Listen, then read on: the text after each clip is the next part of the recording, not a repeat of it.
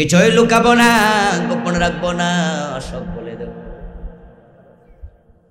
আজকের মাহফিলের সম্মানিত প্রধান অতিথি মহতারাম রিয়াজুল হান্নান ভাই আমাদের মাঝে এসেছেন, আমরা তাকে স্বাগত জানাচ্ছি। ইনশাআল্লাহ আমার আলোচনা শেষ হলে ভাই কিছু কথা বলবেন, তারপরে আমরা একসাথে যাব ইনশাআল্লাহ। আমার প্রিয় ভাইরা, বলছিলাম যে আমি তাদের গর্দানের ভিতরে আমল নামা রেকর্ড করার জন্য একটি ক্যামেরা ঢুকাইয়া দিছি। وَنُخْرِجُ لَهُ يَوْمَ الْقِيَامَةِ كِتَابًا يَلْقَاهُ مَنشُورًا। এবং সেই রেকর্ডার, সেই মেমোরি কার্ড, সেই ক্যামেরা আমি কিয়ামতের দিন গর্দান থেকে খুলে বের করব, টেনে বের করব। সেদিন সে তার সামনে এটা কিতাব আকারে পাবে, লিখিত বই আমি তার হাতে দেব। তারপর বলবো ইকরা কিতাবাক, এটা তোমার কিতাব, এটা তোমার আমল নামা, তুমি এটা পড়ো। কাফা বিনাফসিকাল ইয়াওমা আলাইকা হাসিবা, আজকে এটা নিজে নিজে পড়ে হিসাব দেওয়ার জন্য কোনো সাহায্যকারী লাগবে না, তুমি একাই যথেষ্ট। কি বুঝলেন? দুনিয়ায় যা করতেছেন সব রেকর্ড হচ্ছেই, এবং আপনার আমল আপনাকে দিয়ে পড়ানো হবে। তারপরে এবার আল্লাহ বলবে জাযাম বিমা কানু ইয়ামালুন, জাযাম বিমা কুনতুম তা'মালুন। বিভিন্ন শব্দে আল্লাহ কোরআনে বলছে এবার তোমার পুরস্কার, এটা তোমার আমল নামার ঠিক যেটা এর আলোকে দিলাম। ভালো হলে ভালো, মন্দ হলে মন্দ। তোমার আমল হবে যেমন, তোমার হাসর হবে ঠিক তেমন। আমরা এখানে যারা আছি 100 বছর আগে আমরা একজনও ছিলাম না। আজ থেকে 100 বছর পরে পৃথিবীতে একজনও হয়তো আমরা থাকবো না। তাহলে আসছি অল্প দিনের জন্য। হাল আতা আলাল ইনসানি হিনুম মিনাদ দাহর লাম ইয়াকুন শাইআম মাযকুরা। আল্লাহ বলে এমন একটি সময় ছিল মানুষের উপর, সে স্মরণ করার মতো কিছুই ছিল না।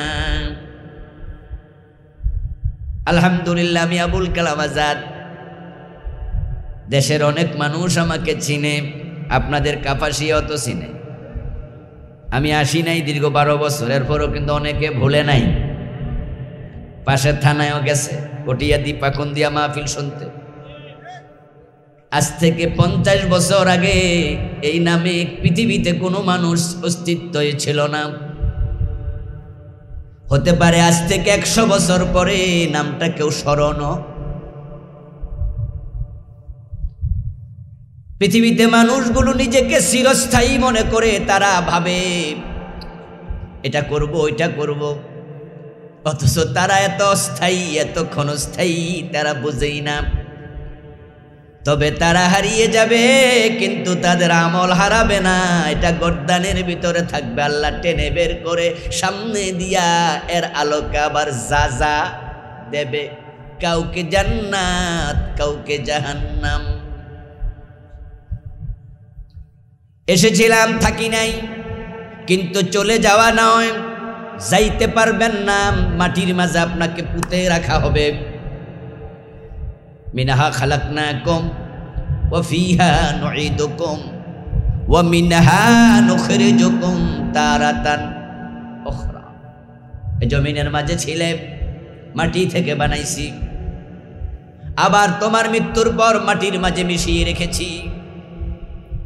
প্রিয় নবীজি বলেন, মাটি মানুষের দেহের সবটা অঙ্গ খাবে, ইল্লা আজবাজ্জাম, ইল্লা আজবাজ্জাম। তার যে মেরুদণ্ডের হাড্ডির লেজের অংশ, জানবুন মানে লেজ, গরুর লেজ আছে, মানুষের লেজ নাই। তবে লেজ যেখানে শেষ, এখানে শক্ত একটা হাড্ডি আছে। মেরুদণ্ডের নিচে হাত দিয়া দেখবেন এরকম একটা জায়গা আমাদেরও, এটাকে বলা হয় আজবুজ্জাম। রাসূলুল্লাহ বলেন মাটি তোমার পুরা বডি খেয়ে নেবে, কিন্তু মেরুদণ্ডের হাড্ডির সে অংশ শক্তটুকু আল্লাহ মাটির মাঝে এটা রেখে দেবে। এটা আগুনেও পোড়াতে পারবে না, এটা মাটিও খাইতে পারবে না। আবার সেখান থেকে মিনহাই রাক্কাবু, ওই অংশ থেকে তোমাকে আবার বানানো। এই দুনিয়া আমরা এসেছি অল্প দিনের সফর, তবে আমরা বিশ্বাস করি দুনিয়া আমাদের শেষ নয়। যদিও নাস্তিকরা অনেকে বলে দুনিয়ায় নাকি শেষ, তাই তারা বলে দুনিয়া মস্ত বড়, খাও দাও ফুর্তি করো, যে কদিন বাইসা আছো আনন্দ করে কাটাও, এনজয় ইউর লাইফ। তাদের থিওরি হলো জীবন ভোগ করো, উপভোগ করো। এই জন্য তারা বলে মন যা সা তাই করো, মনে যা সা তাই করো। তাই আমেরিকা, ইউরোপ সহ পৃথিবীর অনেকগুলো দেশ যেখানে পাবলিক সেন্টিমেন্ট যেদিকে আইন হয় সেদিকে নীতি নৈতিকতার কোনো ধার তারা ধারবে না। পৃথিবীর 57টির বেশি দেশ পুরুষ পুরুষকে বিয়ে করার অনুমতি দিয়ে বসেছে। দেশ আছে 228টা, তার মাঝে 60-এর কাছাকাছি অলরেডি অনুমতি দিছে পুরুষ পুরুষকে বিয়ে করুক, মেয়ে মেয়েকে বিয়ে করুক। ওই দেশও কথা উঠেছে, এটা কেমন কথা? তখন তারা বলল হাইরে ভাই, আপনার জন্য এই আইন নাম, আপনি বলছেন পুরুষ পুরুষকে বিয়ে করবে, কি নিকৃষ্ট কথা, মেয়ে মেয়েকে বিয়ে করবে, কি খারাপ কথা। কিন্তু এই আইন তো আপনার জন্য না। কই কার জন্য? যে করতে চায় এর জন্য। কহে কইলি কি হইল নাকি? তখন তারা বলে আরে মিয়া দুনিয়া কয় দিনের, বেডা যদি এইটা কইরা মজা পায় থামাবেন কেন? দুনিয়া মস্ত বড়, খাও দাও ফুর্তি করো। আরে বাঁচবে কয়দিন? 30, 40, 50 বছর, তাই তাকে তার মতো বাঁচতে দেন। দেখেন লক্ষ্য করে, তারা বলে দুনিয়া এনজয়ের জায়গা, মজা করার জায়গা। তাই আপনারা ইউরোপে গেলে, আমেরিকায় গেলে দেখবেন যে সেখানে বুড়া মহিলা পর্যন্ত হাফ প্যান্ট পরে হাঁটে। নাউজুবিল্লাহি মিন যালিক। রাস্তায় আমি এমন বৃদ্ধ মহিলাকে দেখেছি ছোট্ট পোশাক পরে হাঁটতেছে, যে পোশাকের নাম নেয়া পর্যন্ত মুখে লজ্জা লাগে। স্বামীর সামনেও যে পোশাক নারী পড়তে ইতস্ত করে, ওইটা পরে রাস্তায় হাঁটতেছে। 70 বছরের 80 বছরের বুড়া মহিলা, গায়ের চামড়া বইটে এরকম হয়ে গেছে। চোখ তো আর হাতে নিয়ে হাঁটি নাই, রাস্তার পাশ দিয়ে হেঁটে যায়। আরে কি বুড়ি রে, বুড়ি হাফ প্যান্ট পরে ছোট্ট পোশাক পরে হাঁটতেছে। মানে কি? এর মানে এই না সে সৌন্দর্য দেখাচ্ছে, এর মানে হলো তার মন চাইছে তাই সে পড়েছে। এই 70 বছরের বেডি সৌন্দর্য আসেনি, দেখে গায়ে চামড়া দেখি দাগ পড়ে গেছে, বুড্ডা, চুলটুল সব পাকা। আমি তো অবাক, কি রে এই বেডি আবার কি দেখায়? তখন মাথায় আসলো আর কিছু দেখায় না, বরং তার মন চাইছে। কুত্তার মাংস খায়, শুকরের মাংস খায়, বিড়ালের মাংস খায়, শুকরের মাংস খায়, সাপের মাংস খায়, রুচিতে চাইছে খাগ্গা। এজন্য আধুনিক যে গণতন্ত্র আমাদের সামনে, সেটাতে হলো মূল theory majority must be granted. অধিকাংশ মানুষের মন যা চায় সেটাই আইন হয়ে যায়। আমার ভাইয়েরা, তারা এইভাবে জীবন উপভোগ করছে। কারণটা কি? কারণ হলো তারা বলতেছে যখন জীবন শেষ, উপভোগের সময় আর নাই, শেষ। এজন্য সুযোগ যে কয়দিন আছে বেশি করে আনন্দ করো, দুনিয়া মস্ত বড়, খাও দাও ফুর্তি করো। এরপরে আরেক লাইন আছে, আগামীকাল বাঁচবে কিনা বলতে পারো? শেষে প্রশ্নবোধক চিহ্ন। এর মানে কি? আগামীকাল বাঁচবে কিনা বলতে তো পারো না, তাই আজকে বেঁচে আসো, যত আনন্দ আজকেই কর। দুনিয়া আনন্দের জায়গা। এখন কি খাবে? খাও দাও ফুর্তি করো বলল কবি, কবি লিখেছে কবিতা, আমরা লিখি নাই। এখন কি খায়া আনন্দ ফুর্তি করবে সেটা কিন্তু উনি এখানে লেখে নাই, উনি মেনু দেয় নাই। পরবর্তী অগ্রজ কবির কবিতাকে সাপোর্ট করে অনুজ কবি কবিতা লিখে, এই বেলা বাই মদ খেয়ে নাও, কাল নিশীথের ভরসা কই, চাঁদনি জাগিবে যুগ যুগ ধরে, আমরা তো আর রব না সই। নাউজুবিল্লাহ পড়ে। হে এবার মেনু লিখে দিছে কি খাওয়া লাগবে। আগেরটা ছিল দুনিয়া মস্ত বড়, খাও দাও ফুর্তি করো। কি খাইবো এটা কয় নাই, পরের ভাই কয় মনে করে দি কি খাওয়া লাগে, এই বেলা মদ খায়া। আবার হেও বোঝে যে কালকা পর্যন্ত বাঁচতে পারবা না, এই বেলা ভাই মদ খেয়ে নাও, কাল নিশীথের ভরসা কই। চাঁদ সূর্য চিরদিন উঠবে, তুমি তো নাও থাকতে পারো, চাঁদনি জাগিবে যুগ যুগ ধরে, আমরা তো আর রব না সই। সই মানি বন্ধু, ও বন্ধু আমরা তো আর যুগ যুগ থাকবো না, তাই গাঁজা হেরোইন পেন্সিডিল মদ যা খাওয়ার আজকে খাইয়ালো। দুনিয়া আনন্দের জায়গা, এখানে সব শেষ। এবার আপনারা বলুন, এখানে শেষ না এখান থেকে যাওয়ার পর আবার শুরু আছে? আসেনি আরেকটা না, এটাই শেষ। আমরা যারা মুসলমান, আমরা বিশ্বাসী, আমরা জানি এটা শেষ না, বরং এখানতে যাওয়ার পরে আরেকটা পেজ, যেটার শুরু আছে আর শেষ নাই। তাম পৃথিবীর মানুষগুলো দুই দলে বিভক্ত হয়ে চলছে আখেরাতের দিকে। আমরা সবাই চলমান পথিক।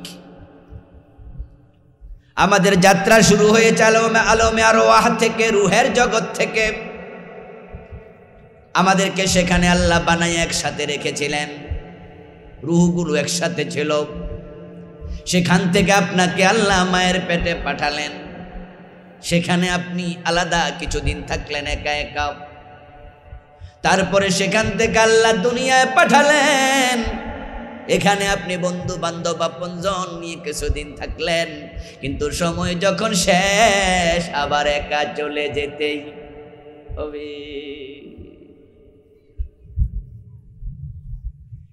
আপনি যাওয়ার পর কবরে আর সঙ্গী নাই। আপনার আমল যেমন আপনার কবর হবে ঠিক। এই জন্য প্রতিদিন কবর মানুষকে ডেকে ডেকে বলে, আনা বাইতুল গারবা, আনা বাইতুদ দুদ, আনা বাইতুল ওয়াহদা। কবর ডেকে ডেকে বলে, আনা বাইতুল গারবা, আমি অসহায় ঘর, একাকিত্বের ঘর। আনা বাইতুদ দুদ, আমি কীট পতঙ্গের ঘর, আমি অন্ধকার ঘর।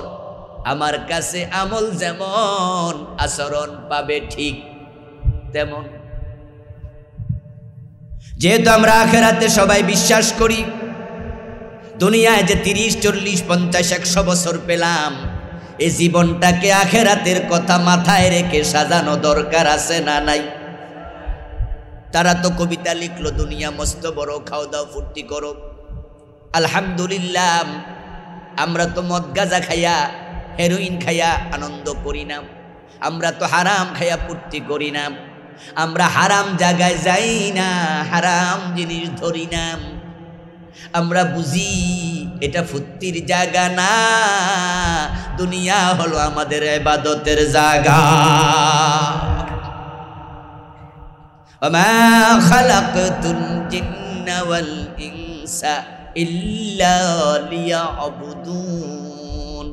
আল্লাহ আমাদেরকে দুনিয়ায় আনন্দ ফুর্তির জন্য পাঠায় নাই, আমাদের আনন্দের জন্য আল্লাহ জান্নাত বানায়া রাখছে। জান্নাতে কোনো কষ্ট আছে? সবাই কথা বলুন, হ্যাঁ না হেঁয়ো মেয়ে কয়া লাগবে তো কিছু। জান্নাতে কষ্ট আছে? জান্নাত কিসের জায়গা? আনন্দের জায়গা, চির আনন্দের জায়গা। জাযাআম বিমা কানু ইয়ামালুন। দুনিয়া ভালো কাজ করো, আল্লাহ তোমার উত্তম প্রতিদান দেবে, সেখানে আনন্দের অভাব নাই। মানুষ কি দিয়ে আনন্দ করে দুনিয়ায়? যুবকেরা যুবতী নারীকে সাথে নিয়ে আনন্দ করে, সেটা হালাল ভাবে হোক আর হারাম ভাবে হোক। এজন্য আমরা বৈধ স্ত্রীকে নিয়ে আনন্দে মেতে উঠি। বিবাহের পরে বাসর ঘর আমরা যখন করব, আমাদের প্রত্যেকটি পুরুষের জীবনে বাসর ঘর হচ্ছে সর্বশ্রেষ্ঠ আনন্দের রাত। এর সে দারুণ রাত পুরুষের জীবনে আর আসে না। আমরা নারী নিয়ে আনন্দ করি, আচ্ছা বলুন তো এবার, জান্নাতে নারী আছে কিনা? দুনিয়াতে নারী একসাথে আপনি 4 জনকে নিতে পারবেন বউ হিসাবে, তাও সামর্থ্য থাকলে। এরপরে বউ যদি বালা পড়ে, না হয় দ্বিতীয় বিয়ে করলে প্রথমটা দাউলিয়া খারাই থাকে, ঠিক না? তৃতীয় নাম্বার বিয়ে করলে প্রথম 2 বউয়ের ঠেলা বাড়িতে আসা যায় না। আমি 4 বিয়েওয়ালা এমন বউর জামাইয়ের নাম শুনেছি, জামাইকে আমি চিনি, যে বেটা ভাড়া বাড়ির থাকে, ওখানে বউ একজনও না, একা থাকে। ঘটনা কি, বউ 4 জন, 4 জনই দৌড়ায়। 4 বউ নাকি দাও লইয়া খারাই থাকে গেলে। তো এখন বেটা কয়ে যার জীবনের কোনো দাম নাই, যা আলাদা থাকে। তো একসাথে আপনি আনন্দ করবেন নারী নিয়ে। নারী তো আনন্দের সবচেয়ে বড় উত্তম মাধ্যম। আরে ভাই, আদম যখন জান্নাতে, মা হাওয়া ছিল না, আদমের মনো আনন্দ ছিল না। এজন্য আল্লাহ উনার হাড্ডি দিয়া নারী মা হাওয়াকে বানাইছে। তখন মা হাওয়ার কারণে আদমের জান্নাত আনন্দে ভরে গেছে। যেই ঘরে মেয়ে নাই, সে ঘরে আসলে হাসি নাই, আনন্দ নাই। আলহামদুলিল্লাহ, আল্লাহ আমারও একটা মাইয়া দিছে।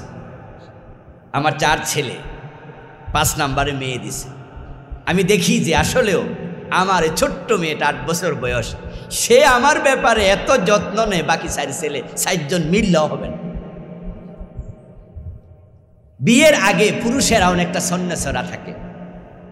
মা যদি যত্ন না নেয়, তাহলে পুরুষের বিয়ের আগে যত্ন নেওয়ার কেউ নাই। যে বাচ্চার মা মরে যায়, ওই বাচ্চা বোঝে পৃথিবী কতটা কষ্টের। বাবা থাইকাও কিন্তু নাই। এই জন্য একজন মানুষের যত্ন নেওয়ার ক্ষেত্রে হয়তো মা, না হয় মেয়ে, না হয় বোন, এ নারী ছাড়া দুনিয়াও শান্তি নাই। খুব দামি জিনিস নারী। এবার নারী আপনি স্ত্রী হিসাবে 4 জন একসাথে পাবেন, কিন্তু জান্নাতে আল্লাহ আপনাকে আনন্দ করার জন্য নারী দেবেন কমপক্ষে 72 জন। হুরুম মাকসুরাতুন ফিল খিয়াম। সূরা রহমানে আল্লাহ বলেন, আমি তোমাদের জন্য হুর বানায়া তাবুর মাঝে রেখে দিয়েছি। জাওয়াজনাহুম বিহুরিন ঈন। আমি জান্নাতি পুরুষদেরকে আনত নয়না হুরদের সাথে বিয়া পড়ায়া দেব, এবং হুররা এত সুন্দরী হবে, তাদের সৌন্দর্যের কাছে পৃথিবীর সবগুলো নারীর সৌন্দর্য চাঁদের আলো কাছে তারার আলোর মতো আরো কম। নবীজি বলেছেন, এক একটা হুরের গায়ে 70 স্তবক কাপড় থাকবে। 70 স্তবক কাপড়। আমাদের বাজারেও কিন্তু মেয়েদের কিছু পোশাক পাওয়া যায়, যে পোশাকগুলা দেখবেন যে এত মোটা, এক একটা 1.5 কেজি 2 কেজি ওজন। এগুলারে কি কয়, ফরক না জানি কি কয়। এর মাঝে দেখবেন যে 2টা 3টা 4টা আছে, দেখেন নাই? আমাদের কয়টা? আমাদের কিন্তু জামা একটা, হেরার এনে একটা এরকম দেখবেন যে এরকম মোটা মোটা দেখা যায়। আল্লাহর নবী বলেন, জান্নাতে 70 স্তবক কাপড় হবে। এত সুন্দরী হুর আল্লাহ বানাইছেন, তাদের পায়ের নলার সৌন্দর্য 70 স্তবক কাপড় ভেদ করে বের হয়ে যাবে। আমার বন্ধু একটা গেল আনন্দ করার জন্য। এবার কি লাগে? বাড়ি ঘর লাগে মানুষের। একটু ভালো থাকার জন্য মানুষ প্রাসাদ বানায়, ঘর বানায়, বাড়ি বানায়। এজন্য পয়সাওয়ালা মানুষদেরকে দেখবেন, তারা 2 কোটি 5 কোটি 10 কোটি 50 কোটি টাকা খরচ করে নিজের প্রাসাদ তৈরি করে, একবারে রাজস্থান থেকে পাথর নিয়ে আসে, মার্বেল পাথর দিয়ে টাইলস দিয়া বাড়িঘর বানায়া সেখানে নিজের জৌলস জাহের করে। আল্লাহ তাআলা আপনার আমার আনন্দের জন্য জান্নাতে ঘর দেবেন, প্রাসাদ দেবেন। জান্নাতের সবচেয়ে ছোট বিল্ডিংটা হবে 100 তলা উঁচু। ইন্না ফিল জান্নাতি মিআতা দারাজা। জান্নাতে 100 তলা উঁচু থাকবে এক একটা বিল্ডিং।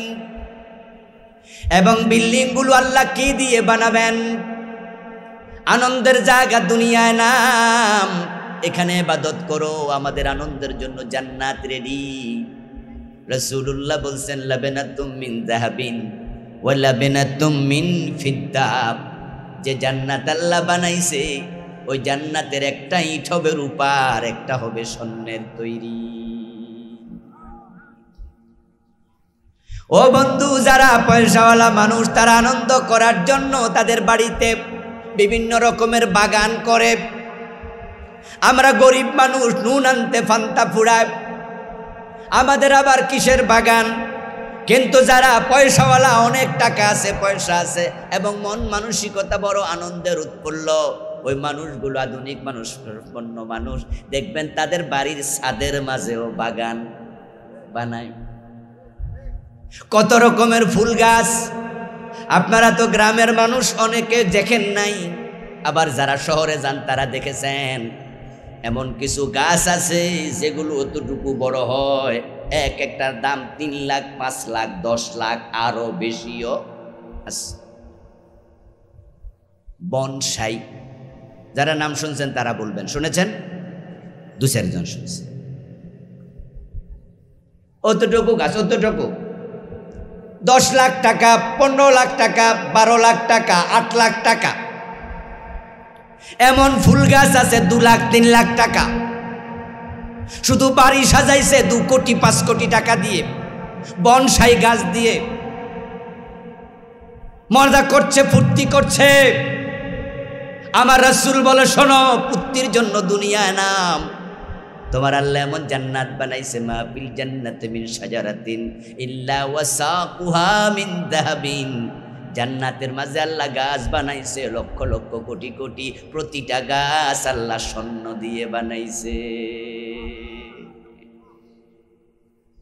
না, জান্নাতে মনে যাওয়ার শখ টক নাই লোকের, তো সুবহানাল্লাহ এত দূরে হইল কেন? একটু জোরে বলা দরকার না সুবহানাল্লাহ? যিনি এগুলা বানাইছে তাকে ধন্যবাদ দেওয়া দরকার আছে না নাই? এ জান্নাত আপনার জন্য আমার জন্য প্রস্তুত। আল্লাহ বানাবে তা না, অলরেডি বানাইছে। এখন যারা দুনিয়ায় পায়া পাগল, তারা মজা করছে, আনন্দ করছে, হালাল বোঝে না, হারাম বোঝে না। ওই মানুষগুলোর জন্য আল্লাহ জান্নাত বানান নাই। আল্লাহ জান্নাত বানাইছে শুধু তার ইবাদতকারী বান্দার জন্য। তাই মানুষেরা ইবাদত করে কিনা এটা পর্যবেক্ষণ করার জন্য তিনি মানুষ বানানোর সময় গর্দানের ভিতরে একটা ক্যামেরা ঢুকাইয়া দিছে। আপনার এই দুনিয়ার জীবনের প্রতিটা মুহূর্ত, প্রতিটা কথা, প্রতিটা কাজ ওই ক্যামেরার মাঝে রেকর্ড হচ্ছে, একটাও বাদ নাই। হাসরের ময়দানে সে কিতাব যখন আল্লাহ মানুষের হাতে দেবেন, তখন যারা পাপিষ্ঠ সে কিতাব পায়া তারা অবাক হয়ে বলবে, মালি হাদাল কিতাবিলা ইউগাদিরু সগীরাতান ওয়ালা কাবীরাতান ইল্লা আহসাহা। সুবহানাল্লাহ পড়ে। তারা আমলনামা হাতে পেয়ে আশ্চর্য হয়ে বলবে, কি দারুণ কিতাব, কি আশ্চর্য কিতাব। দুনিয়ায় ছোট বড় যা করেছি কোনো কিছু বাদ নাই, সব এখানে রেকর্ড আছে। ফামান ইয়ামাল মিসকালা যাররাতিন খায়রান ইয়ারা ওয়া মান ইয়ামাল মিসকালা যাররাতিন শাররান ইয়ারা। তুমি যদি যাররা পরিমাণ ভালো করো সেটাও রেকর্ড হয়, যাররা পরিমাণ খারাপ কাজ করো সেটাও রেকর্ড হয়। যাররা শব্দের অর্থ হলো অণু। অণু হলো এমন জিনিস, আজ থেকে 1450 বছর আগে এই যাররা শব্দটা আল্লাহ কোরআনে প্রয়োগ করলেন, অথচ অণু নামে কোনো জিনিস আছে এটা আজ থেকে 300 বছর আগের লোকেরা জানতই না। কোরআনে 1450 বছর আগে আল্লাহ অণু শব্দ বলেছে। অণু হলো এমন বস্তু যেটা খালি চোখে দেখা যায় না, এটা দেখার জন্য আলাদা যন্ত্র লাগে, যেটার নাম হলো মাইক্রোস্কোপ। বাংলায় বলে অণুবীক্ষণ যন্ত্র। অণু মানি অণু, বীক্ষণ মানি দেখা, যন্ত্র মানি যন্ত্র। এমন যন্ত্র যা দেখতে এমন জিনিস যা দেখতে এই যন্ত্রটা লাগবে। এখন অণুর চেয়ে ছোট যেটা, এটার নাম হলো পরমাণু। পরমাণুর চেয়ে ছোট যেটা, এটার নাম হলো ইলেকট্রন। ইলেকট্রনের চেয়ে যেটা ছোট, ওইটার নাম প্রোটন। আরো ছোট হতে আছে, হতে থাকবে। আল্লাহ এমন ক্যামেরা গর্দানে বসাইছে, ওই পরিমাণ আমল করো, ওইটাও রেকর্ড হবে। কিচ্ছু বাদ নাই, প্রতিটা কথা রেকর্ড হয়। বন্ধু বন্ধুর কানে কানে কথা বলছে, কানের কাছে মুখ নিয়ে ফিস ফিস করে বলে যেন অন্য কেউ না শোনে। গুরুত্বপূর্ণ কথা, এটা লিক আউট হলে সমস্যা, তাই আস্তে করে বলে। দোস্ত শোনে নাই, না শুনে বলে কি কস বুঝি না, আর একটু জোরে বল। আর বন্ধু বলল না রে, দেয়ালেরও কান আছে, এর চেয়ে জোরে কমু না, পরে কমু যা। এমন হয় না? এখন আর কমু না, যা যা পরে। আল্লাহ কোরআনে বলছেন, মা ইয়ালফাযু মিন কাওলিন ইল্লা লাদাইহি রাকীবুন আতীদ। যে শব্দ তোমার দুই ঠোঁটের মাঝখান দিয়ে বেরিয়ে গেল, দুনিয়ার কেউ যদি নাও শোনে, গর্দানের রেকর্ডারে রেকর্ড হয়ে গেছে।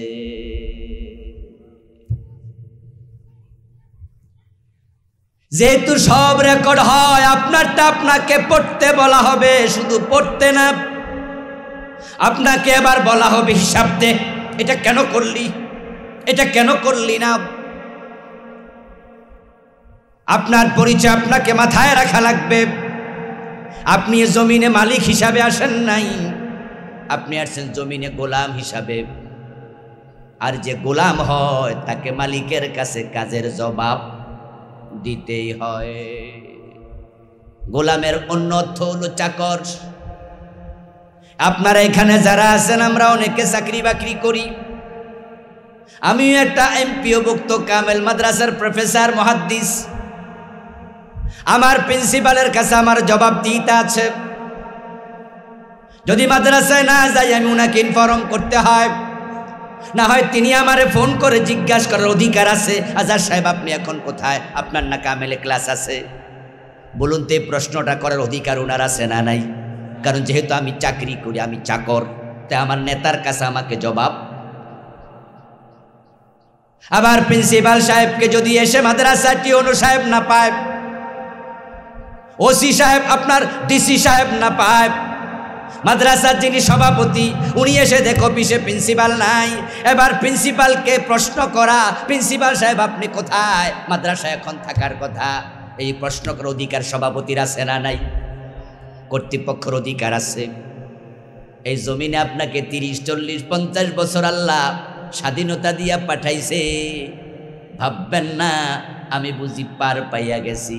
প্রতিটা সেকেন্ডের ব্যাপারে প্রশ্ন করা। ثم لتسألن يومئذ عن النعيم। অতঃপর তোমাদেরকে আমার প্রতিটা নেয়ামতের ব্যাপারে জিজ্ঞেস করা হবে। যেই সময় 70 বছর পাইলেন, সময় কি আল্লাহর নেয়ামত নয়? যেই চোখ দিয়া জি বাংলা স্টার জলসা নাটক দেখলেন, আপনার এই মোবাইলের মাঝে যেই চোখ দিয়া বাজে ছবি দেখলেন, এই চোখ কি আল্লাহর নেয়ামত নয়? চোখ আপনি বানাইছেন নাকি? চোখ বানাইছে কে? দেখার ক্ষমতা দিছে কে? তো যিনি আপনাকে দিলেন, তার কি প্রশ্ন করার অধিকার নাই? যে মুখ দিয়া মিথ্যা কথা বলছেন, গীবত করতেছেন, এই মুখ দিছে কে? কথা বলার সুযোগ দিছে কে? তাই তিনি প্রশ্ন করবেন, এটা কেন বললি? এই 30, 40, 50, 60, 70, 80, 100 বছর পুরাটা জীবন হুবহু রেকর্ড হয়, একটা সেকেন্ড মিস নাই। আজ থেকে 4-5 বছর আগে বাংলাদেশ সরকারের সাবেক একজন মন্ত্রী একজন সিনেমার নায়িকার সাথে কি জানি কইছিল তিনি গোপনে। ওই টাকলা মুরাদ নাম মনে আছে? বলে যান নাই তো? নায়িকা মাহিয়া মাহিনা জানি কি একটা আছে আপনার গাজীপুরের পাশে বাড়ি, ওই বেডিরে কি জানি কইছে 1.5 থেকে 2 মিনিটের একটা অডিও ক্লিপ ফাঁস হলো। আমি সোনারগাঁও হোটেলে আছি, তুমি চলে আইও। ওই বেডি কই ব্যস্ত আছি, না আইলে পুলিশ ফাটামু, সেনাবাহিনী ফাটামু, এ জাতীয় কিছু কথাবার্তা হয়েছে, এগুলো আমরা শুনলাম অডিওতে। এটা যখন ফাঁস হলো, কে বা কারা রেকর্ড করে দিছে সাইরা, বেড়ার মন্ত্রিত্ব চলে গেল, এমপিত্ব চলে গেল, দলের সাময়িক একবারে সমর্থক পোস্টটা পর্যন্ত বাতিল হলো। পরবর্তী নির্বাচনে তাকে আর এমপি প্রার্থী দেয় নাই, তার ইজ্জত মান সম্মান ধুলায় মিশে গেল। আমি অবাক হই, মাত্র 2 মিনিট 2.5 মিনিটের অডিও ফাঁস হলে যদি সব যায়, আর আমাদের 50 বছরের ভিডিও যখন আল্লাহ ফাঁস করবেন, তখন আমাদের কি হবে?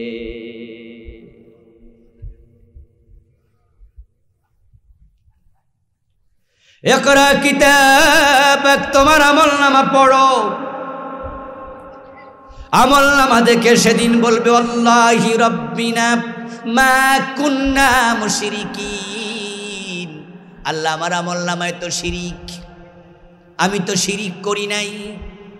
মা কুন্না না'মালু মিন সু, আল্লাহ আমার আমলনামায় সুদ আছে, ঘোষ আছে, গীবত আছে, মিথ্যা আছে, আমার নামাজ কাজার রেকর্ড আছে, আমার রোজা ভাঙ্গার রেকর্ড আছে। আল্লাহ আমি এত খারাপ না, এটা আমার আমলনামা না, এই আমলগুলো আমি করি নাই। সেদিন আল্লাহর সামনে মানুষ মিথ্যা বলতে শুরু করবে, কারণ তারা জানে যে আমলনামা হাতে দিছে, এটা পড়লে উপায় নাই, উপায় নাই। তাই মুশরিক বলবে শিরিক করি নাই, মিথ্যুক বলবে মিথ্যা বলি নাই। যখন তারা আল্লাহর সামনে দাঁড়ায়া এই মিথ্যা বলা শুরু করে দেবে, কোরআন মাজিদে সূরা ইয়াসিনের মাঝে আল্লাহ বলে আল-ইয়াউমা নাখতিমু আলা আফওয়াহিহিম, তখন তাদের মুখের মাঝে আমি মোহর মেরে দেব, মুখ বন্ধ করে দেয়া হবে। যেই মুখ দিয়া দুনিয়ায় হাজারো মিথ্যা বলেছ, এমন মিথ্যা বলেছ যে মিথ্যার কারণে তোমার একটা মিথ্যা আরেকজনের জেল হয়ে গেছে, ফাঁসি হয়ে গেছে, ঠিক কিনা? মিথ্যা সাক্ষী দিয়া ফাঁসি দিছে, এমন ঘটনা বাংলাদেশে ঘটে নাই? এই গত 15 বছরে কত বড় হুজুরকে ফাঁসি দিয়েছে। মাওলানা নিজামী রাহিমাহুল্লাহ, আব্দুল কাদের মোল্লা, আলী হাসান মুজাহিদ, কত বড় বড় নেতা। এই 2 জন লোক মন্ত্রী ছিলেন 5 বছর, নিজামী এবং মুজাহিদ 5 বছরে একটা টাকার দুর্নীতি করেন নাই।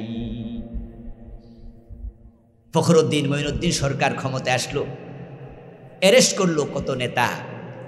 এই 2 জনের ব্যাপারে তারা মাইক্রোস্কোপ দিয়ে, টেলিস্কোপ দিয়ে, টর্চ লাইট দিয়ে, যা দিয়ে সব দিয়ে যাচাই করছে, তাদের মন্ত্রণালয়ে 1 পয়সার দুর্নীতি পায় নাই।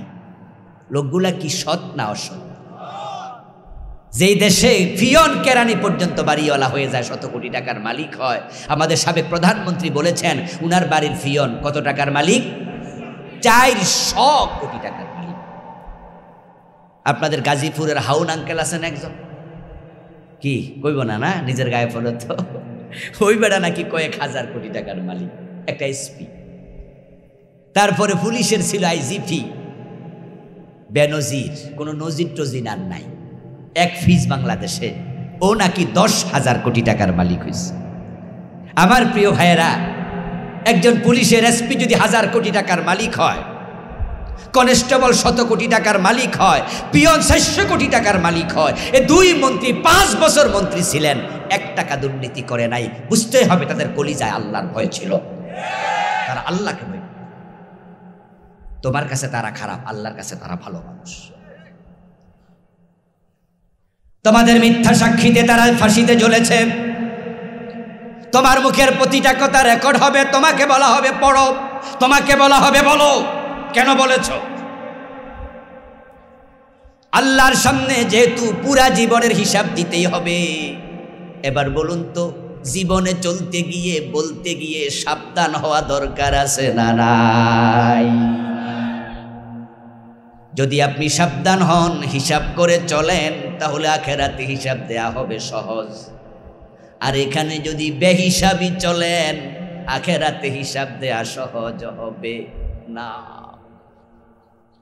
হাসরের ময়দানে কিছু মানুষ ডান হাতে আমলনামা পাবে, যারাই ডান হাতে আমলনামা পাবে তারাই বিনা হিসাবে জান্নাত পাবে। সুবহানাল্লাহ পড়েন। ফাম্মা মান উতিয়া কিতাবাহু বিয়ামিনি ফাসাউফা ইউহাসাবু হিসাবান ইয়াসীরা ওয়া ইয়ানকালিবু ইলা আহলিহি মাসরুরা। আল্লাহ কোরআনে বলেন, অতঃপর যে মানুষগুলোর ডান হাতে আমলনামা দেয়া হলো ওই মানুষগুলোর হিসাব আমি আল্লাহ অতি সহজে নেব, অতি সহজে। এই আয়াত নাজিল হওয়ার পরে নবী মুহাম্মদ সাল্লাল্লাহু আলাইহি ওয়াসাল্লাম উনি আল্লাহর কাছে একটা দোয়া করতে শুরু করলেন, যে দোয়াটা এর আগে তিনি করতেন না, জানতেন না। এই আয়াত নাজিল হওয়ার পরে প্রিয় নবীজি দোয়া করেন, আল্লাহুম্মা হাসিবনি হিসাবান ইয়াসীরা। ও আমার আল্লাহ, তুমি সহজে আমার হিসাব নিয়ে আমারে ছাইরা দিও, আমার হিসাবটা তুমি কঠিন করিও না। একদিন রাসূলুল্লাহ নামাজের সিজদার মাঝে দোয়া পড়লেন। মা আয়েশা রাসূলের পাশে ঘুমায় আছে, তিনি সজাগ ঘুম, তন্দ্রাচ্ছন্ন দুই মাঝামাঝি শুনতে পাচ্ছেন স্বামী সিজদায় গিয়ে বলছে, আল্লাহুম্মা হাসিবনি হিসাবান ইয়াসীরা। নামাজ শেষে মা আয়েশা বলেন, আমি রাসূলুল্লাহকে প্রশ্ন করলাম, হুজুর আপনাকে নামাজের মাঝে দোয়া করতে শুনলাম, কিন্তু আমার জানতে মন চায় আমার হিসাবুল ইয়াসীর, সহজ হিসাব আবার কি জিনিস, এটা কেমন? নবীজি জবাব দেন, সহজ হিসাব মানে হলো আইয়ানজুরাল্লাহু সুবহানাহু ওয়া তাআলা ফি কিতাবিহি ফায়াতাজাওয়াজানহু ফাইন্নাহু মান নুকিশা উযবা ফাইন্নাহু মান নুকিশা হালাকা। সহজ হিসাব মানে হলো আল্লাহ ডান হাতে আমলনামা দেবে, আমলনামা দিয়া ওই যে রেকর্ডার গর্দানে আছে টান দিয়া খুলবে, বই বানায়া হাতে দেবে। হাতে দেওয়ার পরে শুধু এক নজর তাকাইয়া বলবে, খোলা লাগবে না, পড়া লাগবে না, যা তোকে জান্নাত দিয়ে দিলাম। ফাইন্নাহু মান নুকিশা হালাকা। আর যাকে বলবে পড়, তার উপায় নাই। যাকে পড়তে বলবে উদ্দেবা, সে জাহান্নামী হয়ে যাবে। এখন যারা ডান হাতে আমলনামা পাবে, আল্লাহ বলবে যাও যাও জান্নাত, হিসাব লাগবে না। ফায়ানকালিবু ইলা আহলিহি মাসরুরা। ওই আল্লাহর বান্দা লাপাতে থাকবে আনন্দে, লাপাইতে লাপাইতে হাসরের ময়দানে বাবারে খুঁজবে, মারে খুঁজবে, বাইরে খুঁজবে, বোনেরে খুঁজবে, বউরে খুঁজবে, সন্তানরে খুঁজবে। এর আগে পালাইতো, আর এখন খোঁজে বেড়ায়। আনন্দের সাথে আপনজনের কাছে দৌড়াইয়া বলবে, হাবু মুকরাউ কিতাবিয়া, আমার আমলনামা পড়ো পড়ো, দেখো দেখো দেখো আমার আমলনামাটা দেখো। লোকজনকে দেখাবে, লোকজন বলবে, ও মিয়া, একই ঘরে ছিলাম, এক বাড়িতে ছিলাম, একই স্কুলে পড়েছি, একই মসজিদে নামাজ পড়ছি, একই বাজারে খরচা খাইছি, তুমি এত ভালো আমলনামা কেমনে পাইয়া গেলা গে, সেটা বলো। এক মাহফিল ওয়াজ শুনছি, এই যে বসে আছেন একসাথে, হয়তো আপনার পাশের জন ডান হাতে আমলনামা পেয়ে গেছে, আপনারটার খবর নাই। এ প্রশ্ন করার পরে সে জবাব যেটা দেবে, সেই জবাবটাও আল্লাহ কোরআনে বলছে। এই জবাবটা ভালো করে সবাই রপ্ত করবেন। জবাবটা হলো, সে বলবে, ইন্নী জানান্তু আন্নী মুলাকিন হিসাবিয়া। আমার আমলনামা ডান হাতে পাওয়ার কারণ, আমি দুনিয়ায় যত কাজ করেছি, যত কথা বলেছি, আখেরাতে হিসাব দিতে হবে, এটা মাথায় রেখে করেছি। আমি জানতাম যে আমার প্রতিটা কথার হিসাব দিতে হবে, আমি জানতাম যে আমার প্রতিটা কাজের হিসাব দিতে হবে। আমার প্রিয় ভাইয়েরা, যেই মার্কেটে, যেই অফিসে, যেই দোকানে সিসি ক্যামেরা লাগানো আছে, যদি আপনি দেখেন দোকানে ঢোকার পরে সিসি ক্যামেরা দেখা যায়, আর দোকানে দরজার মাঝেও লেখা আছে সিসি ক্যামেরা চালু আছে। আচ্ছা, ওই দোকানে কি চোর চুরি করতে একটু সাবধান হইব না? যে চুরি যে করবো, বেটা তো দেখালেন। এই জন্য সিসি ক্যামেরা লাগানো আছে, দেখলে কিন্তু মানুষ চোরেরা পর্যন্ত সতর্ক, এই এখানে কিন্তু পকেটে নিবা, বেটা দেখালে। এবার বলুন তো আল্লাহর সিসি ক্যামেরা আমাদের সাথে আছে না নাই? কিরামান কাতিবিনা ইয়ালামুনা মা তাফআলুন। আপনি যা করছেন লেখার জন্য দুজন ফেরেশতা বৈশা আছে, আপনি করবেন সে নোট করে ফেলবে। ওয়া কুল্লা শাইইন আহসাইনাহু কিতাবা। আল্লাহ তাআলা অন্য সূরার মাঝে বলতেছেন, আমি তোমাদের সব কিছু কিতাবে লিখে রাখি। ওয়া তুকাল্লিমুনা আইদিহিম ওয়া তাশহাদু আরজুলুহুম বিমা কানু ইয়াকসিবুন। আল্লাহর সামনে মিথ্যা বলে পার পাওয়া যাবে না, এটা আমার আমলনামা না। মুখের মাঝে মোহর মাইরা দিয়া আল্লাহ এবার বলবেন, হাত তুই কথা বল, পা তুই কথা বল, ও চোখ তুই কথা বল, কান তুই কথা বল। শাহিদা আলাইহিম সামউহুম ওয়া আবসারুহুম ওয়া জুলুদুহুম। তাদের চোখ কথা বলবে, তাদের কান কথা বলবে, গায়ের চামড়া কথা বলবে। ওয়া তুকাল্লিমুনা আইদিহিম, তাদের হাত কথা বলবে। ওয়া তাশহাদু আরজুলুহুম, তাদের পা কথা বলবে। সবগুলো আল্লাহর অদৃশ্য ক্যামেরা, সবগুলো আল্লাহর ক্যামেরা। এই হাত কে বানাইছে? কথা বলেন না ভাইরা, কে বানাইছে? তাহলে সে কার গোলাম? বলেন কার গোলাম? এ পা কে বানাইছে? সে কার গোলাম? এ জমিন কে বানাইছে? ইয়াউমাইযিন তুহাদ্দিসু আখবারাহা বিআন্না রাব্বাকা আওহা লাহা। যে জমিনে দাঁড়ায়া চুরি করছো, ডাকাতি করছো, মিথ্যা বলছো, যে জমিনে দাঁড়ায় অন্যায় করছ, আল্লাহ জমিনকে বলবে, জমিন তোর মাঝে এই লোক কি করছে তুই সাক্ষী দে। ক্বালু লিজুলুদিহিম লিমা শাহিদতুম আলাইনা।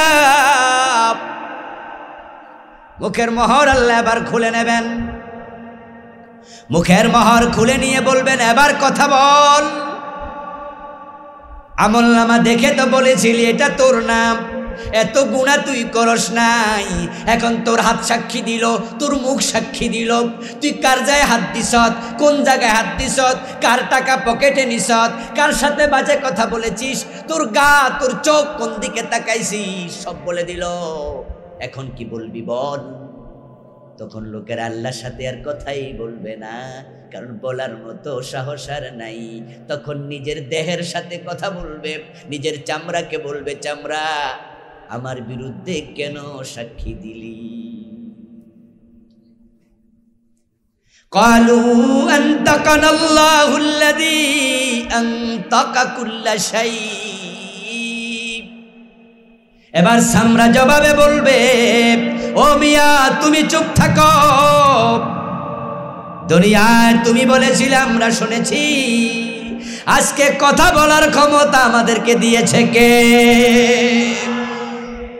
কিছুই লুকাবো না, গোপন রাখবো না, সব বলে দেব।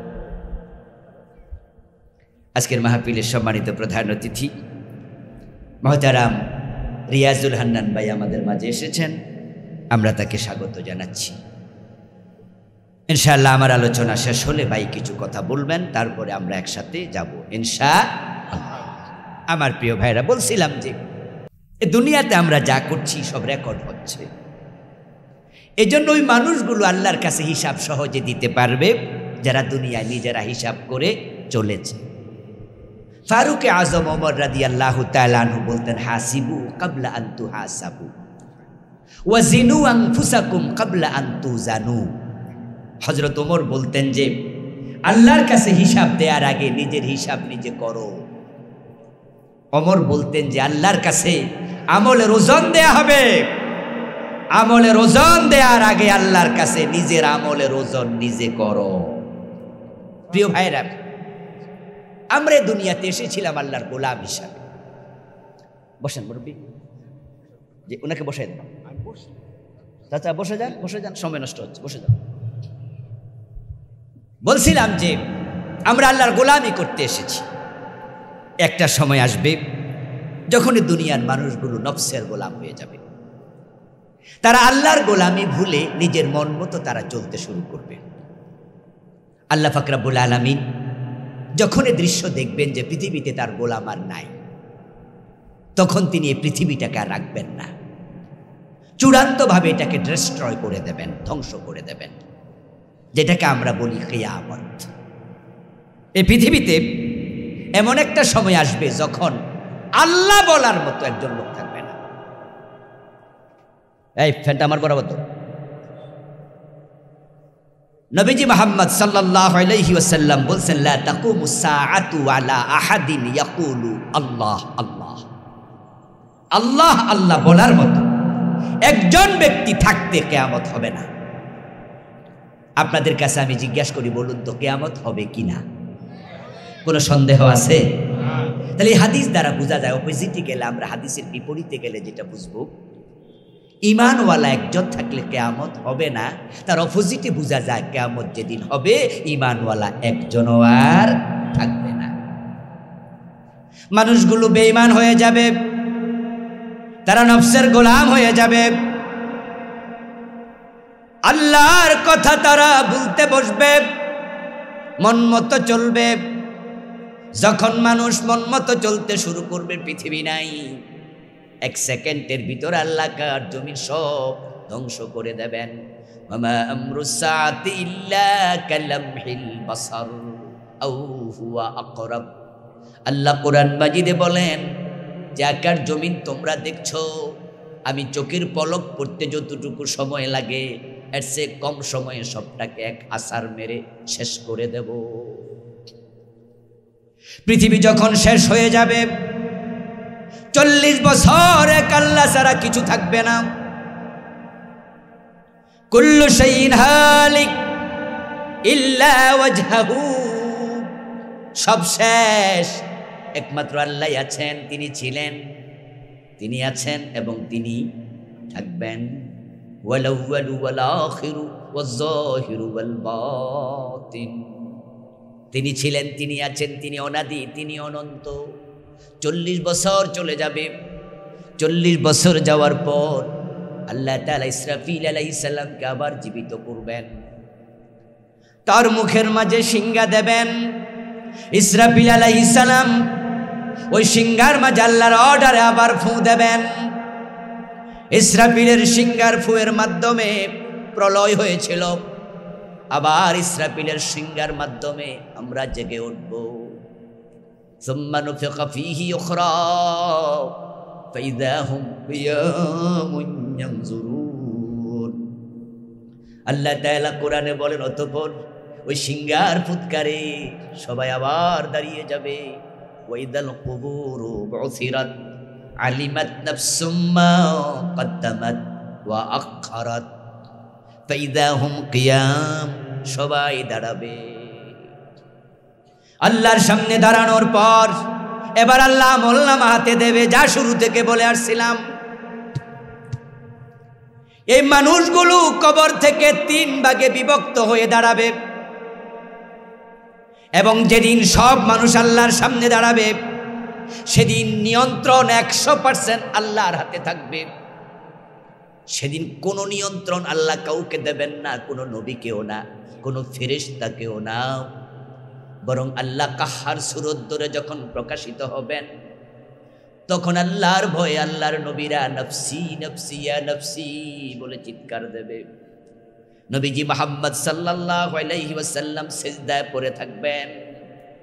ইয়াউমা ইয়াকুমুর রূহু ওয়াল মালাইকাতু সাফফান লা ইয়াতাকাল্লামুন। ফেরেশতারাও কথা বলবে না, লাইন ধরে দাঁড়ায়া থাকবে। ওয়াল আমরু ইয়াউমা ইযিল লিল্লাহ। সেদিন রাজত্ব ক্ষমতা একমাত্র কার?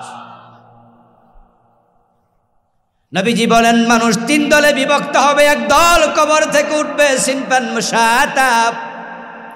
ওঠার সাথে সাথে অদৃশ্য শক্তি পিছন থেকে ধাক্কাবে, গো অ্যাহেড, সামনে চল।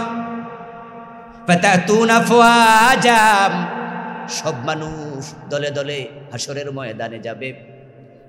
গিয়েই তারা দেখবে সূর্য মাথার উপর, পায়ের তলায় জুতা নাই, হেফাতাম উরাতান ওয়া গুরলা, গায়ে কাপড় নাই, পায়ের তলায় জুতা নাই, মাথার মাঝে টুপি নাই, হাতা ছাতা নাই, সূর্যের আলোতে দাঁড়িয়ে থাকবে সেখানে 50,000 বছর। তারজুল মালাইকাতু ওয়ার রূহু ইলাইহি ফি ইয়াউমিন কানা মিকদারুহু 50,000 সানা। আমার বানানো কথা নয়, কোরআনের আয়াত। 50,000 বছর। প্রতিটা মানুষের জন্য জায়গা বরাদ্দ হবে শুধুমাত্র পা রাখার বরাবর। আদম থেকে পৃথিবীর প্রলয় পর্যন্ত যত মানুষ এসেছিল পৃথিবীতে, সবাই সেখানে হাজির। কোটি কোটি কোটি কোটি মানুষ জায়গা পাবেন পা রাখার মতো সামান্য। ওই এক পায়ের উপরে, দু পায়ের উপরে ভর দিয়ে থাকা লাগবে 50,000 বছর। সূর্যের তাপ যখন চালু হয়ে যাবে, ফায়াকুনুন নাসু আলা কদরি আমালিহিম ফিল আরাক। সহিহ মুসলিমের হাদিস, প্রিয় নবীজি বলেন, যার আমল যেমন তার হাসরের ময়দান হবে তেমন। গা থেকে ঘাম বের হতে হতে কারো টাকনু গিরা ডুবে যাবে, তারপরে ঘাম বন্ধ, কারণ তার গুনাহ কম। কারো কারো হাঁটু পর্যন্ত ডুবে যাবে, গুনাহ বেশি।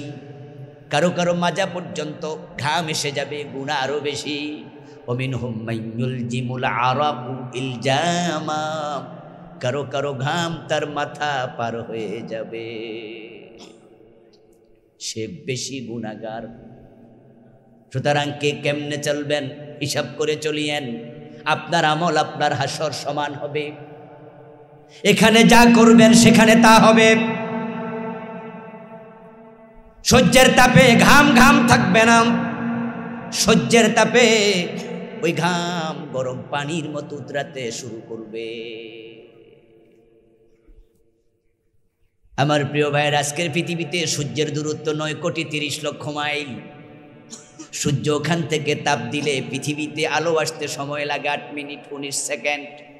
তারপরে আমরা তাপ পাই মাত্র, এখন চলছে 26 ডিগ্রি সেলসিয়াস। আজকে এই যে 25-26 ডিগ্রি চলছে, গরমকাল আসলে সেটা 30, 35, 39, 40-এ যায়। আর যখন 40 ক্রস হয় তখন পুকুরের পানি পর্যন্ত গরম হয়ে যায়।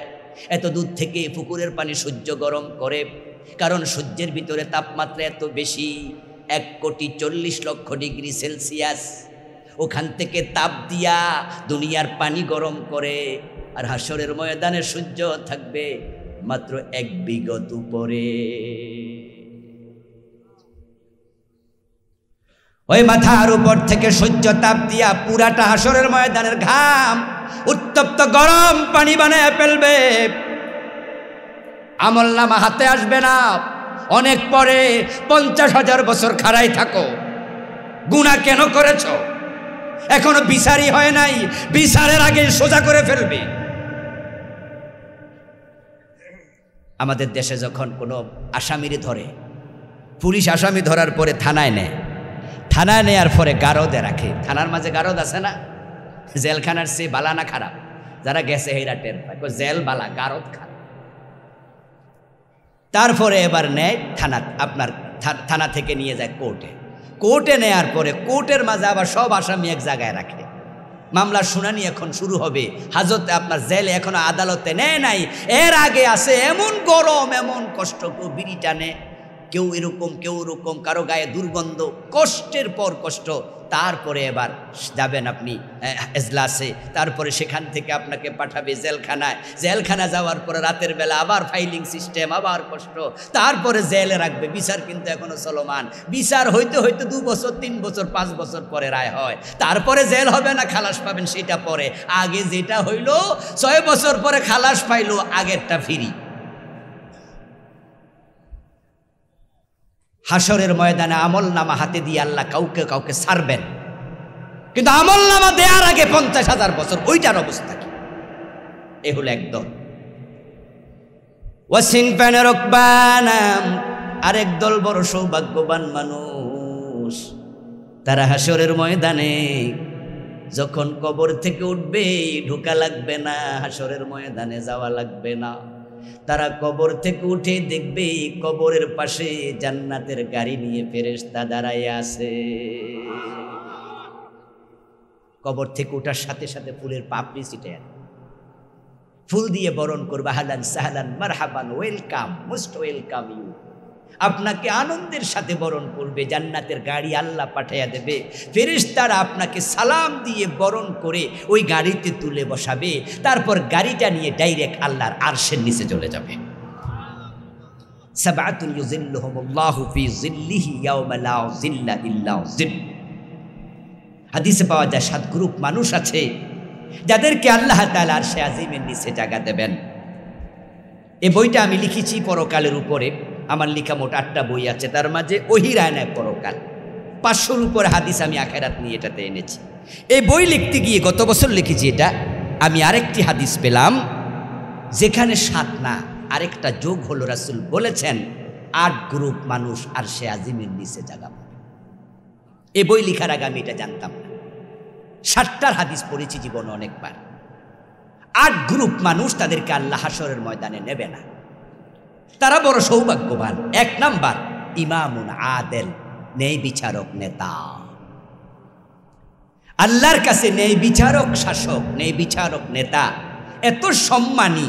রাসূলুল্লাহ বলছেন আল্লাহ যখন বিচার শুরু করবেন তখন আল্লাহ তার ডান পাশে তাদেরকে মিম্বার বানাইয়া, নূরের মিম্বারে বসাইয়া তারপর বিচার শুরু করবেন। ন্যায় বিচারক নেতা হবেন। কিন্তু আমাদের দেশের নেতা, আমাদের দেশের শাসকেরা অনেকে ন্যায় বিচার করতে ব্যর্থ হয়েছে। বিশেষ করে গত 15 বছর আমরা দেখেছি বিনা বিচারে হত্যা করেছে, বিনা দোষে ফাঁসি দিয়েছে, বিনা দোষে লাখ লাখ জেলখানায় ভরে দিয়েছে। মানুষ মাজলুম হয়েছে, তাদের হাতে অসহায় হয়ে গিয়েছে। যদি 5 তারিখ অগাস্ট মাসের বিপ্লবটা না হতো, আমরা কি আজকের মাহফিলে আসতে পারতাম? রিয়াজ ভাই এখানে আসতে পারতাম? আমি আসতে পারতাম? আচ্ছা, উনি তো আসতে পারতো না, উনি নেতা মানুষ, এমপি হবে। উনার বিরোধী দলের লোকেরা ভয় পায় যে উনি যেন এমপি হতে না পারে। আচ্ছা, আমারে বাধা দিল কোন তালে? আমি কি এখানে পারতিও? দেখেন জালেম কারে কয়, যে কোরআনের কথা বলতে দেবে না তারা। আচ্ছা, আজকে যে আমি সেই 1 ঘন্টার উপরে কথা প্রায় বলেই ফেললাম, এখানে আমি কোনো রাজনীতির ওয়াজ করছি? আমি আখিরাত নিয়ে কথা বলি, আরেকদিন রাজনীতি আসলে কিছু বলি, কারণ ইসলামে রাজনীতি নাই। তো যখন বলি সেটাও তো কোরআন থেকে বলি, ঠিক কিনা? কিন্তু প্রতিদিনই কি রাজনীতি করি? কোনোদিন নামাজ নিয়ে বলি, কোনোদিন হজ নিয়ে বলি, কোনোদিন এক দিন এক সাবজেক্ট বলি। ইসলামের সব সাবজেক্ট আপনাদের শিখা দরকার নাই? আচ্ছা, আপনারা এখানে যারা মুরব্বী আছেন তারা কি মাদ্রাসায় ভর্তি হইয়া ইসলাম শিখার বয়স আর আছে? আমাদেরকে দাওয়াত তো আপনারা এই জন্যই দেন। আমার সামনে এখানে রিক্সাওয়ালা আছে, দিনমজুর কুলি আছে, ইউনিভার্সিটির শিক্ষক আছে, এখানে বিচারক থাকতে পারে, এখানে রাজনীতিবিদ আছে। আমার সামনে যারা আছে আমি সেই কনসেপ্ট মাথায় রাখি, এমন কথাই আমি বলবো যেটা সবার জন্য উপকার হয়, ঠিক কিনা? আখেরাতে যেন হিসাব দিতে পারে না। কিন্তু প্রায় 12টা বছর আমারও তার আসতে হবে। আচ্ছা, এটা কি জুলুম না? আমরা কি শাসকদের থেকে অন্যায় চাই? এই জন্য আল্লাহ ভালোবাসেন ন্যায় বিচারক শাসক, আল্লাহর কাছে বড় প্রিয়। এজন্য আপনারা যে যেখানে বিচারের সুযোগ পাবেন কোনোদিন অন্যায় বিচার করবেন না, বরং মা মিন ওয়ালিন ইয়ালি রাইয়াতাম মিনাল মুসলিমিন ওয়া হুয়া আলাইহিম গাশশুন ইল্লা হারামাল্লাহু আলাইহিল জান্নাহ। প্রিয় নবীজি বলছেন, শোনো, তুমি যদি নেতা হও, দায়িত্বশীল হও, আর তুমি অধীনস্থের সাথে, যারা তোমার অধীনে আছে, নেতৃত্বে আছে, তাদের সাথে তুমি ধোঁকাবাজি করো, জুলুম করো, আল্লাহ জান্নাত হারাম বানাইয়া দেয়। এজন্য যারা আমাদের উপর জুলুম করছে ওরা যদি মনে করে যে আমরা বাচ্চা গেছি, সবাই তো আর জেল খাটে নাই। ঠোলা কামরুল, এরপরে হলো ওই যে বটগাছতলের উকিলা ছিল, কি যে অহংকারী ছিল। এরপরে আপনার ওই যে আমাদের থাবা বাবা, দরবেশ বাবা, 4-5 জন নেতা ধরা পড়ছে, বাকি সব নেতা চলে গেছে ইন্ডিয়া, কানাডায়, আমেরিকায়। বলতে পারে, ভাবতে পারে যে আমাদের কি, আমরা তো পয়সা গেছি, আমরা টাকা আছে, পয়সা আছে, আমেরিকাতে থাকবো, বউ বাচ্চা নিয়া, দেশে যাবোই না আর কোনোদিন, আমারে কিচ্ছু করতে পারবা না। আমি বলছি, দোস্ত, তোমার দুনিয়া শেষ না, আখিরাতে জান্নাত হারাম, সেখানে উপায় কি? দুনিয়াতে সারা পাইলে আখিরাতে তো পাইবা না। একজন মুসলমান কি দুনিয়া নিয়ে বেশি ভাববে না আখিরাত নিয়ে ভাববে? কোনটা হওয়া উচিত তোমার? তুমি ভাবো। আল্লাহ জান্নাত হারাম করলে তোমার তো সব শেষ। তুমি কেন জুলুম করবা? কোন কারণে করবা? আমাদের অভ্যাস খুব খারাপ, শ্বাস পাইলে আমরা জুলুম। গরিবের মেয়ে বিয়ে করলে ধনীর ছেলে বউর উপর জুলুম করে, এমন স্বামীও আছে না নাই? বড় লাড়ি দিয়া ফিডা, আবার কোন লাড়ি জানেননি, যেটা দিয়ে হাল চাষ করে আইছে গরু ফিডাইছিল সেটা দিয়া ফিডা। মেজাজটা খারাপ আছে তো। গরিব পাইয়া তার গায়ে হাত তুলছ, ধনী হইয়া গরিব প্রতিবেশীর উপর জুলুম করে, এমন প্রতিবেশী আছে না নাই? আমরা চান্স পাইলে জালেম হয়ে যাই। মনে রাখবেন, আপনি জালেম হলে আপনি যেমন আকাশের মালিক আপনার সাথে আচরণ করবে ঠিক, আর তিনি যখন ধরেন তখন তার থেকে ছুটাইয়া নেয়ার ক্ষমতা কারো। মোট 8 ধরনের মানুষ তার আরশে আজিমের নিচে চলে যাবে। একটা বললাম, সামনে চলেন, সময় কম। 3 নাম্বার গ্রুপ, ও সিনপান আলা উজুহিহিম, তারা কবর থেকে ওঠার সাথে সাথে তাদের পা চলে যাবে উপরে, মাথা চলে যাবে নিচে। হতভাগ্য মানুষ যাদের পা চাপ থাকবে উপরের দিকে, মাথা থাকবে নিচের দিকে। আমি বলেছি, আপনারা যারা শুনেছেন তারা একটু জবাব দিয়েন তো, হাসরের দিন নিয়ন্ত্রণ কার? অন্য কারো থাকবে? এজন্য সেদিন উল্টায়া দেবে কে? আবার গাড়িতে চড়াইয়া আরশে আজিমের নিচে নেবে কে? আবার উলঙ্গ করে হাঁটাইয়া নেবে কে? আপনার আমল যেমন আল্লাহর আচরণ হবে ঠিক। আখেরাতে দুনিয়ার কত অখ্যাত হবে বিখ্যাত, দুনিয়ার কত বিখ্যাত আখেরাতে হবে অখ্যাত। হয়তো বড় হুজুর, বড় পীর, বড় বক্তা, বড় খতিব সেদিন ল্যাংটা উল্টে যাবে, কাপড় সুপড় খুলে আল্লাহ মাথা নিচের দিকে দিয়ে দেবে। আবার কত মুসল্লি, কত গরিব মানুষ, বাড়ির দারোয়ান, গাড়ির ড্রাইভার, কিন্তু মুত্তাকি, আল্লাহ তাকে জান্নাতের গাড়িতে চড়ায় আরশে আজিমের নিচে নিয়ে যাবে। আমলটা ভালো করেন। আল্লাহ কাদেরকে উল্টায়া দেবে? যে মানুষগুলো দুনিয়া কোরআনের উল্টা চলেছে। আল্লাহ বলছে সুদ খাইও না, অথচ সুদে টাকা লাগাইয়া বসে আছে। এমন লোক কি আজকের মাহফিলে 2-4 নাই? আপনি কি ঠিক নাকি উল্টা? আল্লাহ বলছে ঘুষ খাইও না, লা তাকুলু আমওয়ালাকুম বাইনাকুম বিল বাতিল, অন্যায়ভাবে মানুষের টাকা আত্মসাৎ করো না, খেও না, অথচ ফাইলে সিগনেচার করে না ঘুষ না দিল। উরি বাবারে বাবা, অফিস আদালতে গেলে হায় না বসে আছে। মানুষের কোনো চরিত্রই নাই, অধিকাংশ জায়গায় পরের হক খাবে, মানুষ জুলুম করবে, মানুষ ঠকাবে, ওজনে কম দেবে, মালে বেজাল দেবে, আল্লাহর আইনের বিরুদ্ধে কথা বলে। আল্লাহর আইন তো মানেই না, যারা মানে তাদেরকে সহ্য করে না। তোমার এই মুখকে আল্লাহ এই জন্য দিছিল। কোরআনের আইন হচ্ছে আলাহুল খালকু ওয়াল আমর, সৃষ্টি যার, আইন চলবে শুধুই তার। তুমি আল্লাহর আইনের পক্ষে কেন ছিলে না? চোর ধরে কেন হাত কাটনি? রাসূল তো বলছে আমার মেয়ে চুরি করলে তার হাত কেটে দেব। জেনা করলে কেন 100 বেত লাগাওনি? মদ পান করেছে মানুষ, 80 বেতের আইন কেন চালু করেনি? ওমর তো তার ছেলেকে রেহাই দেয় নাই। তুমি তো শাসক ছিলে, এই আইনের পক্ষে তুমি কেন ছিলে না? উল্টা কেন চলেছ? এই জন্য আল্লাহ উল্টায়া দেবে। এখন যে মানুষগুলো উল্টে গেল তাদের কি হবে? তারা হাসরের মাঠেও যেতে পারবে না, জান্নাতের প্রশ্নই আসে না। ফায়ুখাযু বিন নাওয়াসি ওয়াল আকদাম। আল্লাহ তাআলা সূরা রহমানে বলেন, ইউরাফুল মুজরিমুনা বিসীমাহুম, তাদেরকে দেখে বোঝা যাবে তারা পাপিষ্ঠ। ফেরেশতা যাবে, মাথার চুলের অগ্রভাগে ধরবে, পায়ের তলায় ধরবে, ফুটবলের মতো মেরুদণ্ডের হাড্ডি ভেঙে গোল বানাবে। ফালা নুকিমু লাহুম ইয়াওমাল কিয়ামাতি ওয়াজনা। সূরা আল কাহফে আল্লাহ বলে, এই জাতীয় লোকের জন্য আমি সেদিন বিচারের কোনো ব্যবস্থা রাখবো না, দাড়ি পাল্লা দাঁড় করাবো না, ফেরেশতাকে বলবো জাহান্নামে ফেলে দে, তার বিচারের কোনো দরকারই নাই। আসুন আমরা উল্টা না চলি, আমরা কোরআনের পক্ষে চলে আসি, কোরআন পড়ি, কোরআন বুঝি, আল কোরআনের সমাজ গড়ি। আল্লাহ তৌফিক দান করুন, বলি আমিন। প্রিয় ভাইরা, উঠবেন না প্লিজ। আর একটি খবর তো আপনারা জানেনই, আসরের নামাজের পরে এখানে সাংস্কৃতিক সন্ধ্যা হবে, আবার চলে আসুন, ইসলামী সঙ্গীত হবে, মজা পাবেন শুনে। এখন রিয়াজ ভাই কিছু কথা বলবেন, ইনশাআল্লাহ ওনার কথা শুনে আমরা দোয়া করে একসাথে যাব, আজান হবে, এখানেও জামাত হবে ইনশাআল্লাহ। আর আমার লেখা বইগুলো ড্রাইভারের কাছে আছে, 8টা নিয়ে যাবেন ইনশাআল্লাহ।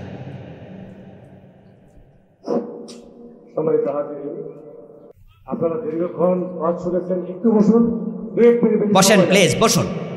এখন আপনাদের উদ্দেশ্যে কিছু কথা বলবেন। আমাদের কাপাসিয়ার গর্ব, এটা আপনার হাতে দিচ্ছি, বাংলাদেশ জাতীয়তাবাদী দল গাজীপুর জেলা শাখার সংগ্রামী সাধারণ সম্পাদক, কাপাসিয়া উপজেলা বিএনপির সম্মানিত সভাপতি, আমাদের প্রিয় নেতা জনাব শাহরিয়াজুল খান ইয়াজ ভাই। উপস্থিত বিসমিল্লাহির রহমানির রহিম, উপস্থিত মুসলিয়া ওলামা মাশায়েখবৃন্দ, আসসালামু আলাইকুম। নরত্নপুর মোহাম্মদিয়া ইসলামিয়া মাদ্রাসা ও এতিমখানার উদ্যোগে আজকের এই পবিত্র ওয়াজ মাহফিলে আগত সবাই, আমরা দীর্ঘক্ষণ ইসলামিক বিশিষ্ট ইসলামিক চিন্তাবিদ রয়েছেন, ওলামা মাশায়েখবৃন্দ রয়েছেন, তাদের কথা শুনেছি।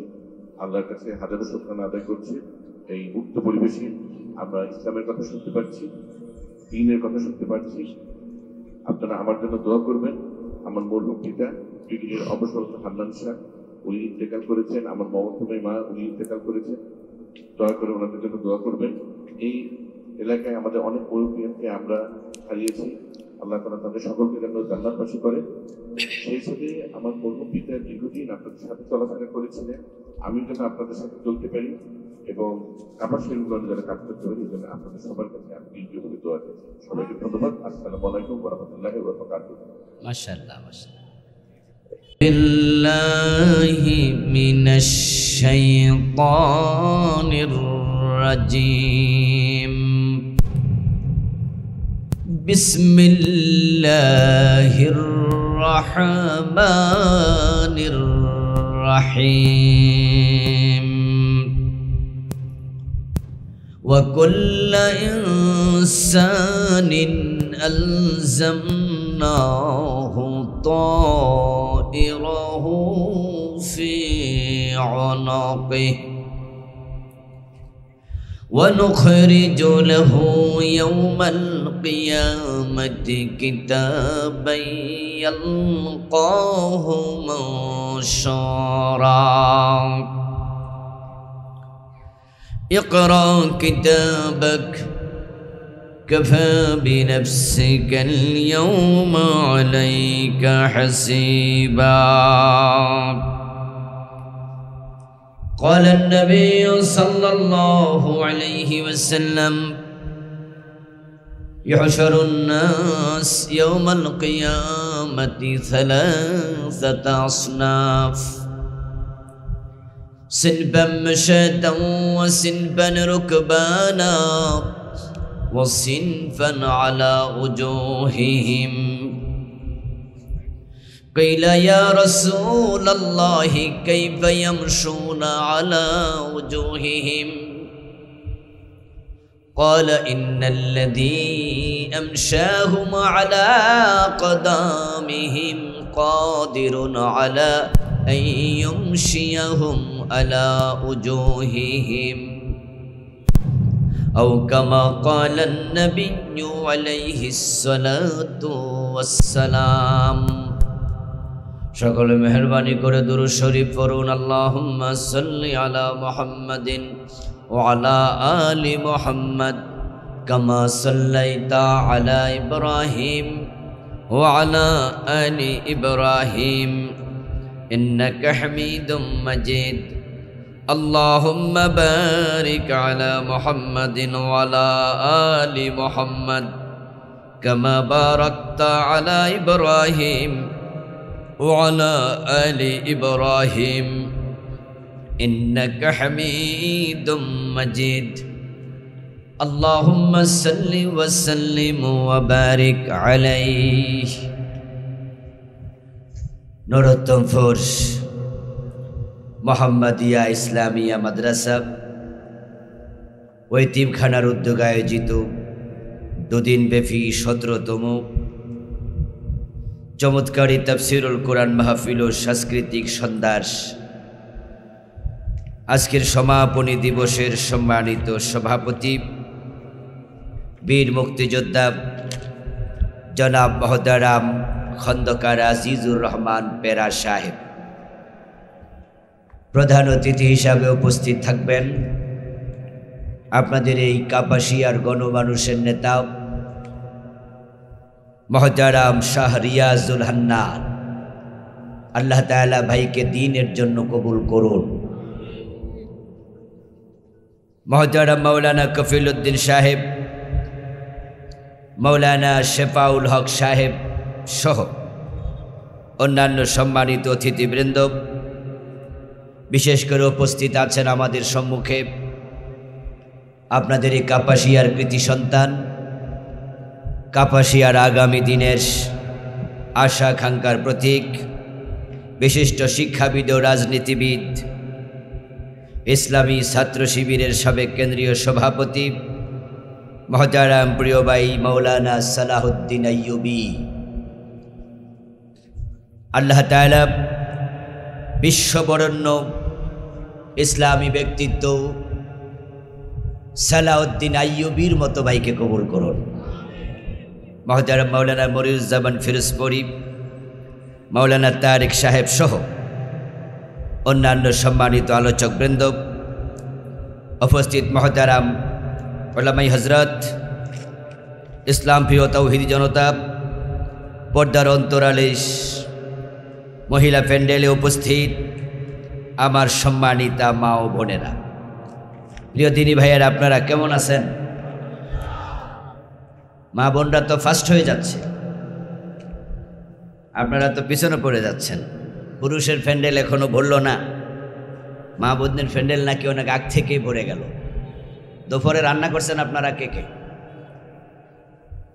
তো যারা রান্না করে হেরা আগে চলে আসে, আর যারা খায় তারা পরে আসে। আমাদের মা বোনদের নিয়ে খেদমতে কবুল করুন, বলেন আমিন। মায়েরা যখন দিনমুখী হয় তখন তাদের সন্তানরা ইমাম আবু হানিফার মতো হয়, ঠিক না? আব্দুল কাদের জিলানির মতো সন্তান মায়েদের পেট থেকে আসবে যদি আমাদের মায়েরা দিনদার হয়। ফাতেমার পেট থেকেই তো হাসান হুসাইনের জন্ম হয়েছে, ঠিক না? এটাই স্বাভাবিক। আমাদের মা বোনরা আসছে আগে আগে, শুনে আমার ভালো লাগলো। আল্লাহ ঘরে ঘরে ফাতেমাতু জাহরার মতো দিনদার মেয়ে আল্লাহ দান করো, বলেন আমিন। প্রিয় দিনী ভাইয়েরা, আল্লাহ শুকরিয়া, এ ভর দুপুর বেলায় কোরআনের আহ্বানে, কোরআনের এই ময়দানে আমরা আসতে পেরেছি। আমাদেরকে প্রোগ্রামে আসার তৌফিক কে দিয়েছেন? কোরআনের মাহফিল হচ্ছে রহমতের বাড়িধারা বর্ষিত হওয়ার একটি চমৎকার জায়গা, যেখানে আর সে আজিম থেকে রহমতের ফলগুধারাও বাড়িতভাবে বর্ষিত হয়। নবীজি সাল্লাল্লাহু আলাইহি সাল্লাম বলছেন যে কোরআনের মাজলিস হচ্ছে তার অন্যতম।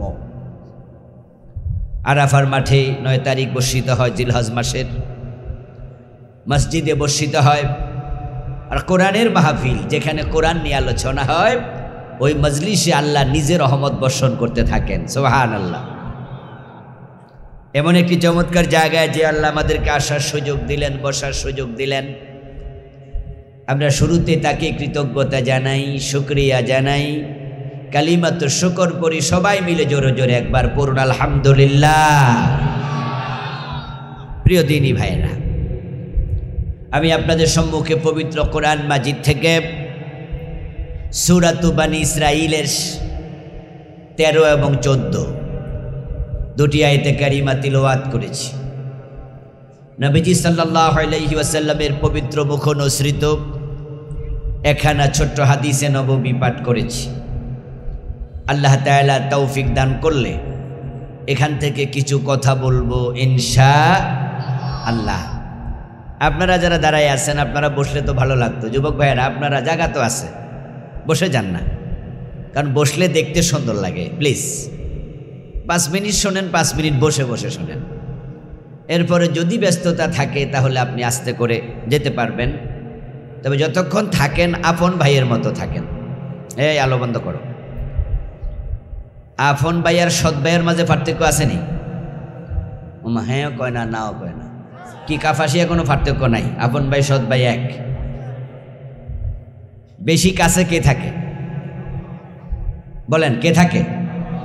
আর সৎ ভাই তুলনামূলক একটু, আমি জানি না এটারে সৎ ভাই যে কেন কয়। সৎ মানে তো বেশি ভালো নাকি? সতের বিপরীতে কি? অসৎ। আপন মারে কয় মা, আর বাবা পরে বিয়ে করলে কি কয়? সকল ঘরে কি সৎ মা আসে না কিছু অসৎ মাও আসে? কিন্তু অসৎ মারেও কি মা কয়? ইংরেজিতে বলে স্টেপ মাদার, স্টেপ বাদার। হেরা ঠিকঠাক শব্দ চুজ করছে, অনেস্ট বাদার বলে নাই। অনেস্ট মানে কি? সৎ। অনেস্ট মাদার বলে নাই, বিকল্প মা, বিকল্প ভাই, অর্থাৎ ভিন্ন পথে যে হয়েছে। বাংলা ভাষায় যে মনে শব্দ খুঁজে পায় নাই, যারা এই জাতীয় অভিধান লিখছে এরা যেটা পাইছে এটা ঢুকাই দিছে, আর আমরা বলতেছি। তো যারা কাছাকাছি থাকে তারা আপন ভাই, দূরে থাকলে একটু সৎ ভাই। আলহামদুলিল্লাহ বসে গেছে আমাদের ভাইয়েরা। ভলান্টিয়ার 2-1 জন থাকবেন, লোকজন আসলে পিঠে হাত বুলিয়ে বসায় দেবেন। প্রিয় ভাইরা, আসুন আমরা মূল পর্বে প্রবেশ করতে চাই। সূরা বনী ইসরাঈলের 13 এবং 14 নম্বর আয়াতে আল্লাহ তাআলা যা বলছেন আমরা শুনি। আল্লাহ বলেন, ওয়া কুল্লা ইনসানিন আলজামনাহু, সকল মানুষ আমি অ্যাটেস্ট করে দিলাম, সম্পৃক্ত করলাম, তায়রাহু তার আমলনামার রেকর্ডার, ক্যামেরা, ফি উনুকিহি তার গর্দানের ভিতর। সকল মানুষ মানে একজনও বাদ নাই, কুল্লা ইনসান সব মানুষ।